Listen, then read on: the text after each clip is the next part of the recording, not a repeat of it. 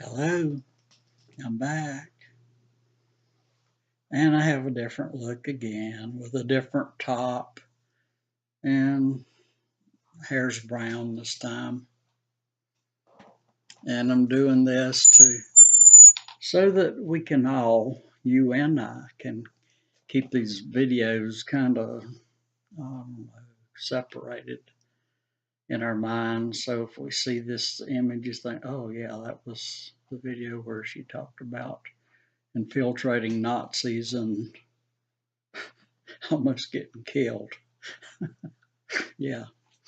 And so that's what this one is. This is another teaching tape. This would be teaching tape number 3. But this one is not about techniques as much as it is Wendy's great adventure into the unknown. Now, if you've ever wanted to play secret agent, you can tell by this tape that I did. And you don't always need their permission to do it. You can do it on your own if you feel froggy enough to leap.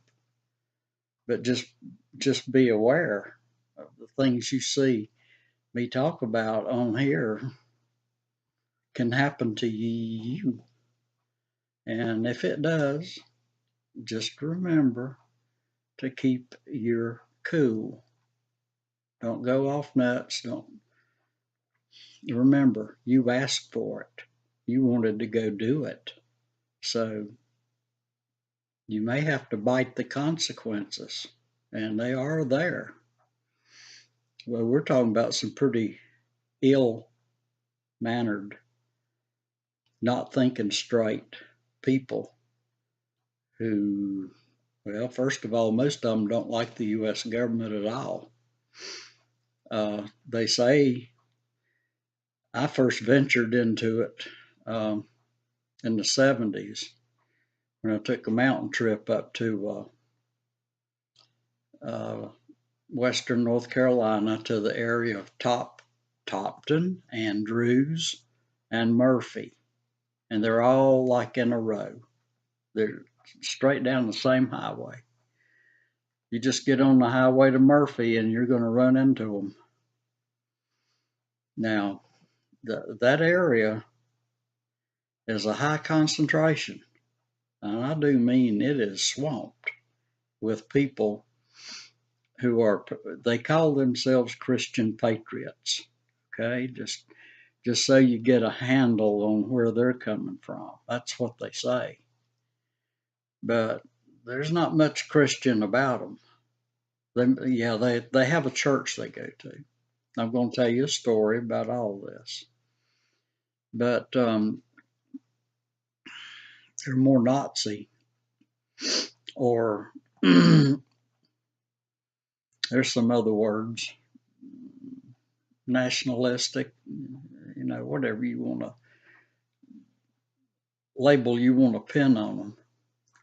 Christian identity, well, that's a farce. They hate people. You don't want to be black or brown and live up in that area. Well, first of all, you're going to feel isolated. You've got nobody that wants to talk to you. I mean, they will talk to you if you go in their businesses, but you're not going to be welcomed.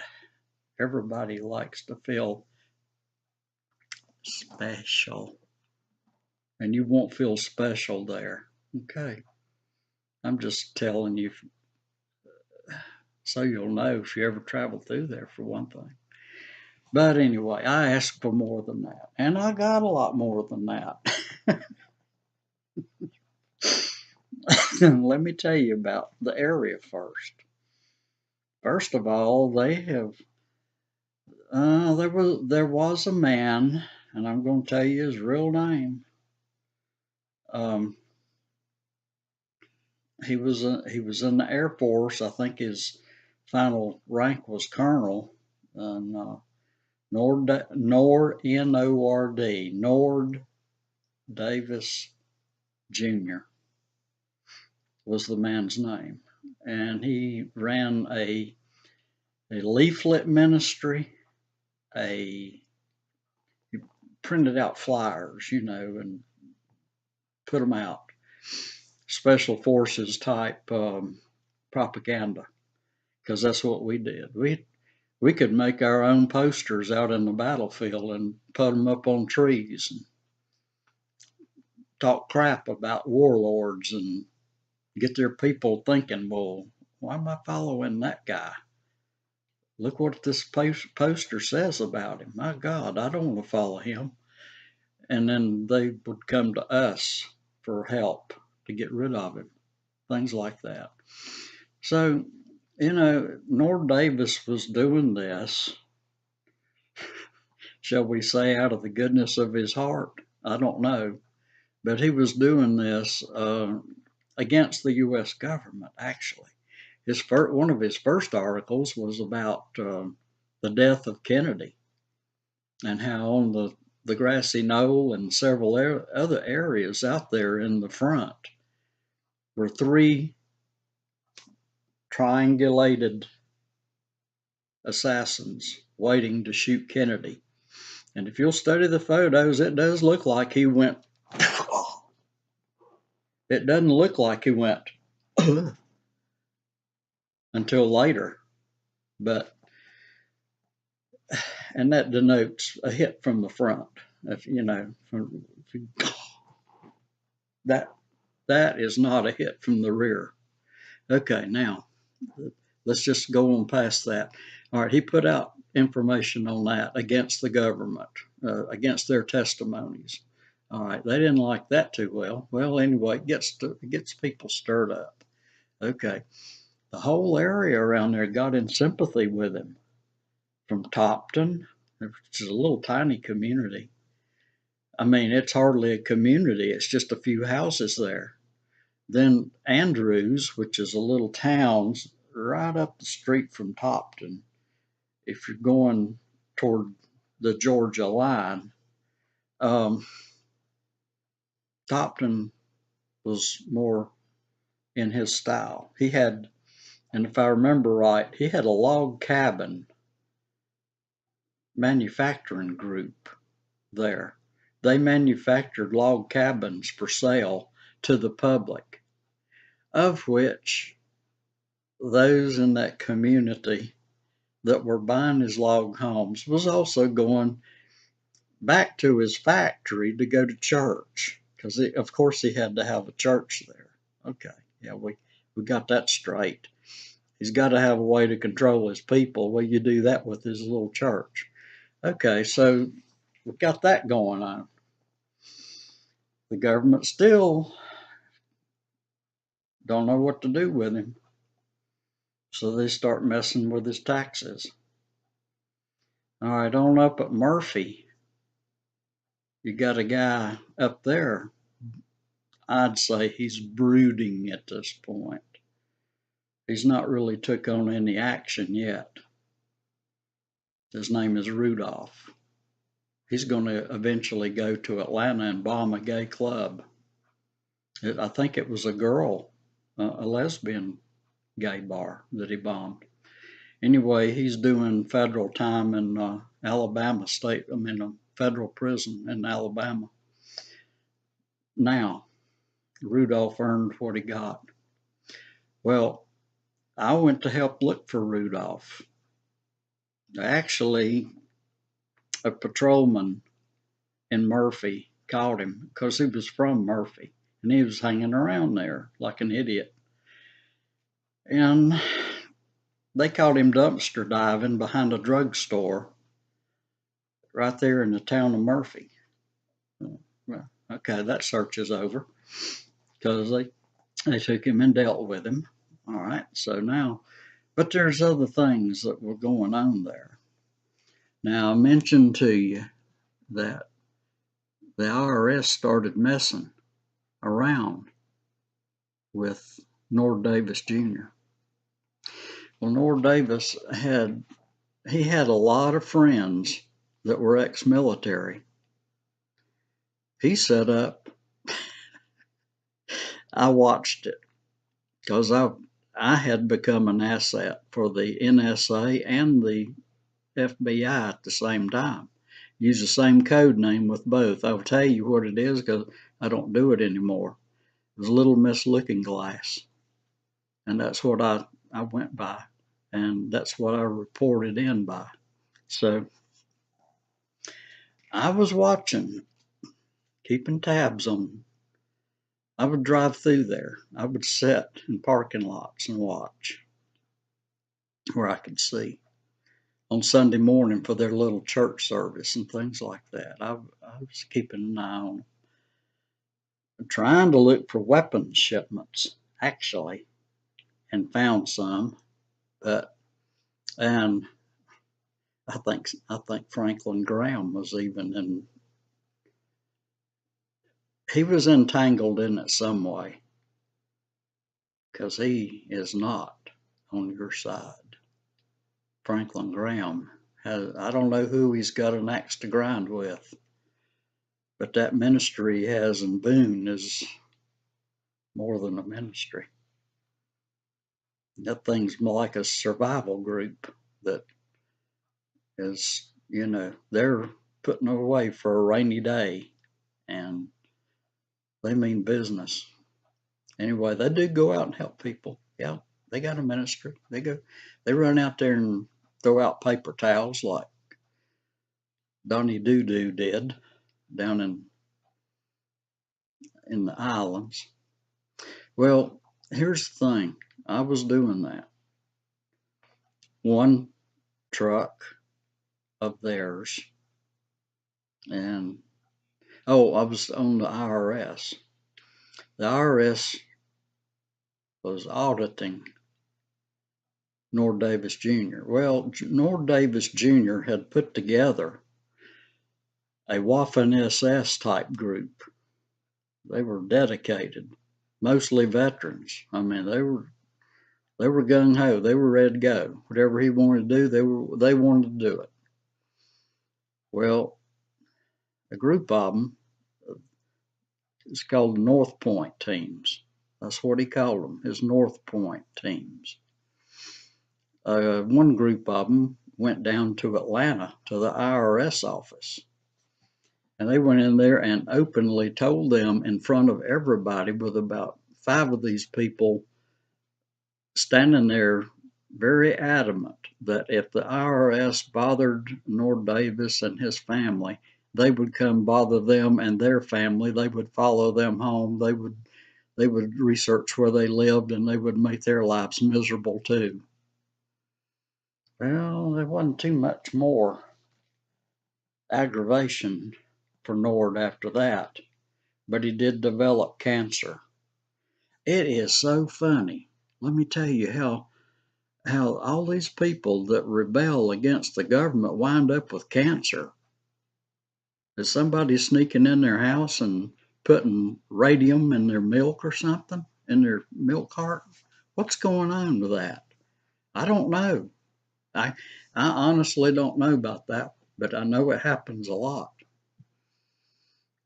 You give them too much trouble and they will put your lights out. So with that in mind, anyway, moving on, he continued to build what he was doing. Well, guess what the government did next? All right, they had a 2-lane highway from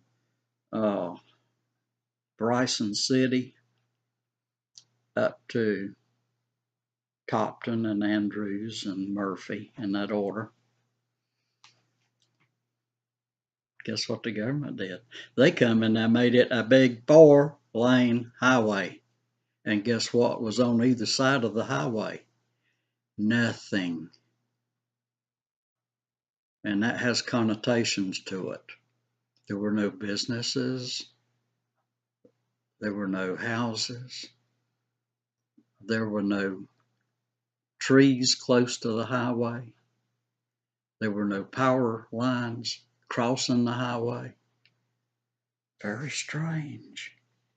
Why would you do something like that? You've heard of the C-130, little short takeoff, short landing plane. You can jam it full of people or jeeps. Can't take too much more than a jeep in it. I mean, you might get an armored personnel carrier, an APC. It may fit in there, but not likely. Not with the mission that they need. You're better off saving that for a Starlifter 41 because they're bigger and they can hold more. But they fixed it.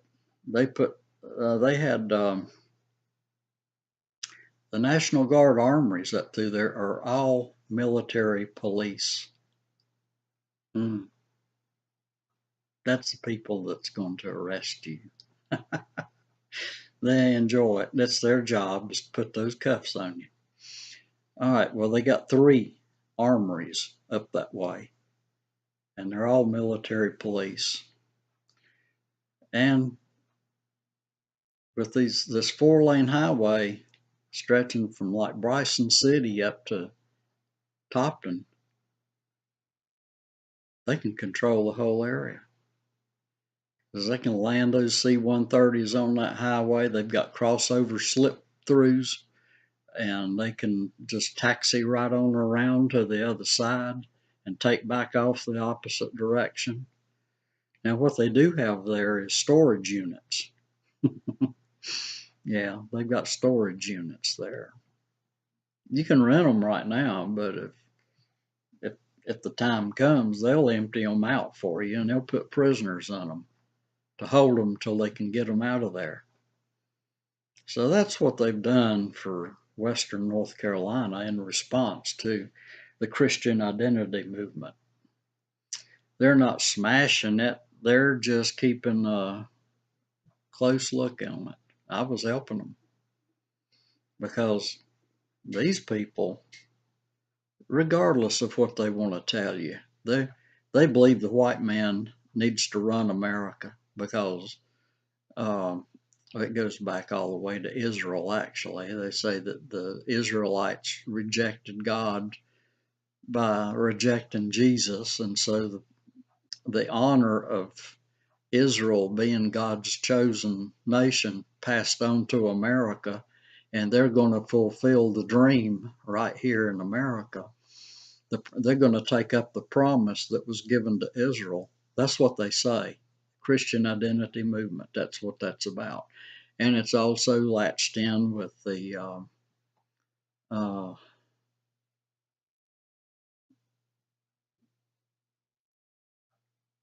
I'm white and I got the right. It's that kind of a deal. So just so you know, that's what that all stands for. There's nothing Christian about it. It's just all total control over other people. Now, moving on, I was an asset for the FBI in Asheville. I reported to Agent Thompson, and that was on Patton Avenue, 700 Patton Avenue, up on the 9th floor. I think it was the 9th floor, and if I remember right. And I didn't. Most of the time, I didn't even go into his office. They would be closed. The office would be closed. I would go up the staircase and just slide a packet, a manila envelope, under the door for the at the back door of their office. But I did get to talk to him a few times. And now here's something: if you're going to do that, you need to know, first of all, they're interested in anything you've got to say. They'll listen to you if you want to go report something, okay? But if you do, don't expect them to give you any information back. It's a one-way deal. They're not into telling you what they know, not ever. Now, the retired housemate that I have that is like my landlord here, he was a cop for 30 years. He was San Diego deputy for 30 years. Now, he is blistering mad at the FBI because they would never share nothing back with them. Well, they don't share anything back with anybody. So don't get your feelings hurt and offended if they don't answer a question or two for you that you might have. They won't do it. That's just not the way they operate. Actually, if you do get to talk to them, it will probably be at McDonald's because they like the idea of people that are not really in the FBI. If they're going to talk to you, they want to talk to you with a bunch of cameras around. They'll be photographing you from every angle because that's what McDonald's does, including your car entering the parking lot and license plate number and things. It's all there, and they like that. And all they got to do is just go to the manager's office and get the tape, and then, register you with that tape, and they know who you are as an asset. That's the way that works. So I'm not saying that McDonald's is the only place, but it's the most common place they can use with cameras. So, and they like that for their security. They feel more comfy that way. Now, another thing with it is you may not feel them around you, but they are watching you. They watch your public speech. They watch your social media. Yeah, they watch you. But they're watching most people anyway. But they can tag you as an interesting person to watch for their benefit because you just might stumble on something again that they'd like to know about. So they better watch you to make sure that they don't miss nothing. And if that's exciting to you, that's fine, but I got in a little deep. There was I would call them a white power group, and up in the Scott County, Virginia area that had some people in Kingsport, working in Kingsport, jobs, construction type jobs. And I got to, they're so hypocritical. One of their guys fell in love with me. Oh, really? Yeah. Well, he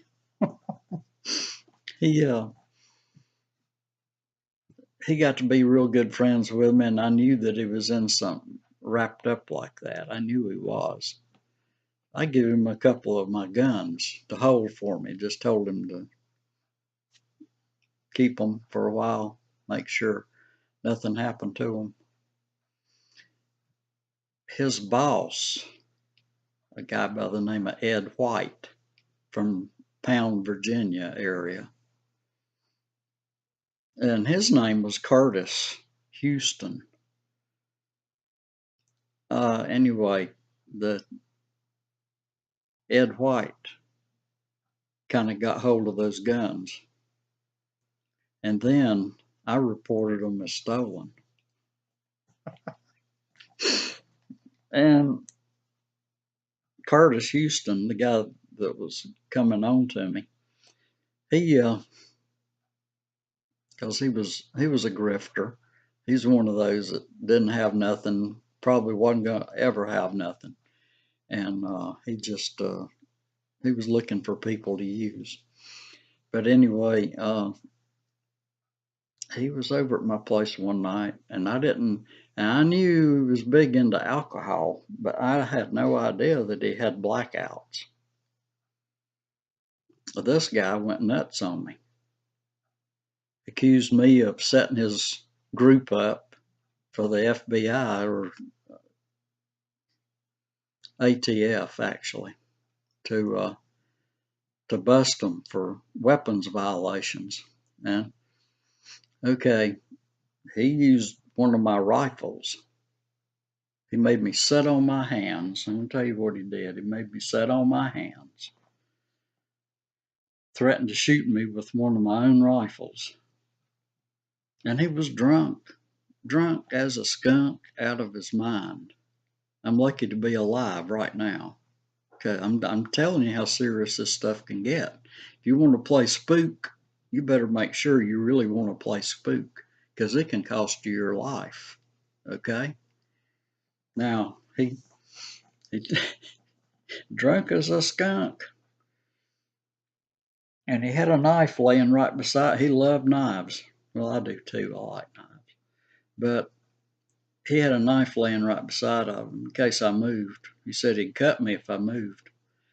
Well, he ejects all the rounds out of this rifle that I had onto the bed. Then he reloads them. Then he ejects them again. And drunk, he's doing this. And then he puts it up to my neck and pulls the trigger.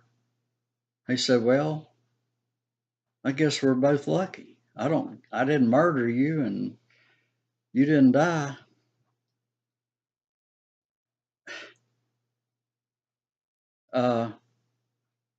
That's reality. That's how fast things can go wrong in this life. And if you're not ready for it, well, you're just not ready, are you? You just might buy the farm right there. Well, he didn't know if they were unloaded all together or not. He could have still had one in there and didn't know it. And he said, "Well, let's try that again." And he did it all again and had that knife right there in case I moved. We did that about 5 times. He did that about 5 times. I had to sit there through it. Then he decided, he said, "Satan has given you to me.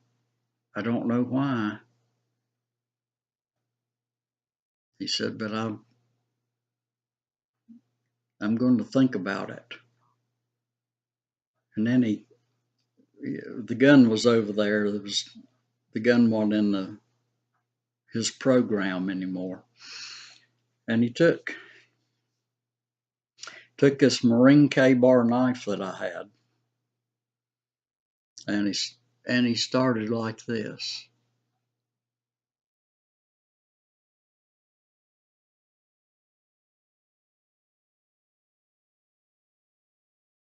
With the very edge, the very point of it.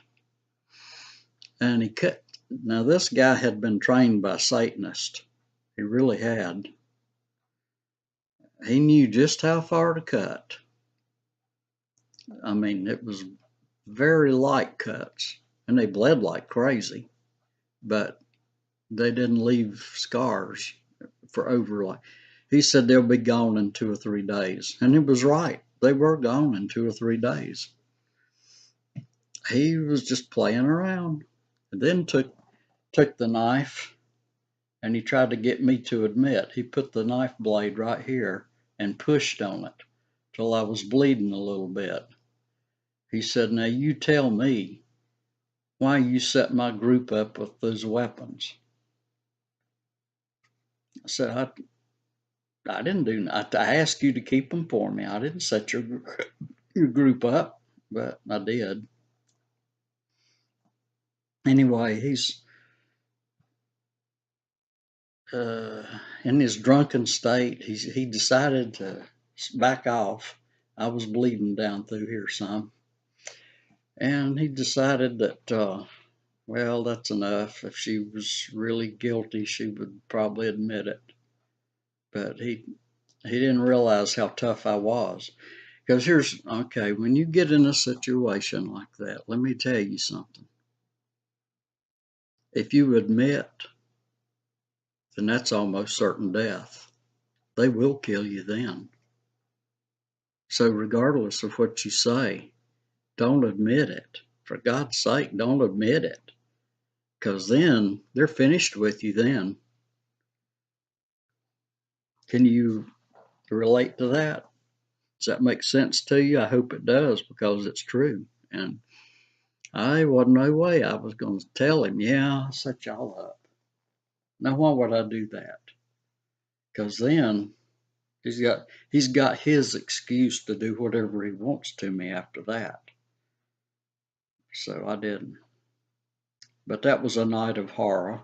It lasted all night just about, because he didn't get drunk enough and sleepy enough to fall off to sleep till about 3 in the morning.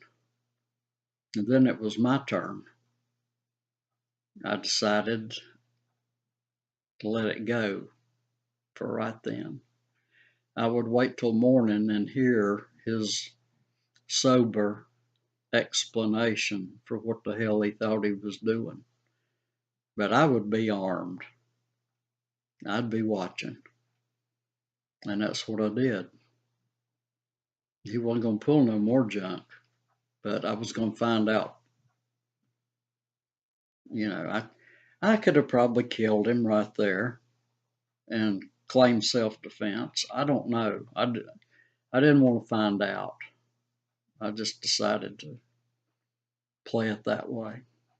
Now, like I said, if you want to play secret agent, if you want to get involved in these kind of things, go right ahead. But you realize you better have some backup thinking, some backup instruments, some backup people to even watch you while you do such. I did it alone. Okay, I survived it. That's that. Now these people are trying to control America now. Donald Trump has given them an open door to move right in and start up things all over again, like it was in the 30s, 40s, 50s, and 60s. Well, it was dying out in the 60s, but back up until the 50s,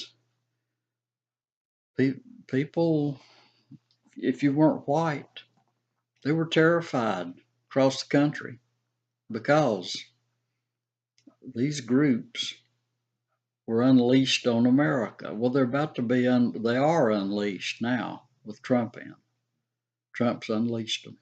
So now you've got to deal with them again. And how you do it is on you. I've showed you how I tried to help. Now you can, and that's not all. That just jogged my memory. I shut down a Nazi group online because, first of all, I pretended to be just a female. Then I got online, I got their confidence, their leaders liked me, and I was going to form a woman's group for them. And then I revealed to them that I was transgender, and the guy that set the thing up, that was the leader, it was a Waffen SS unit. He liked me, and the others started questioning him, and it just screwed up everything. The group finally wound up closing down because they couldn't agree if they even wanted to stay together anymore. That was hilarious to watch that unfold like it did.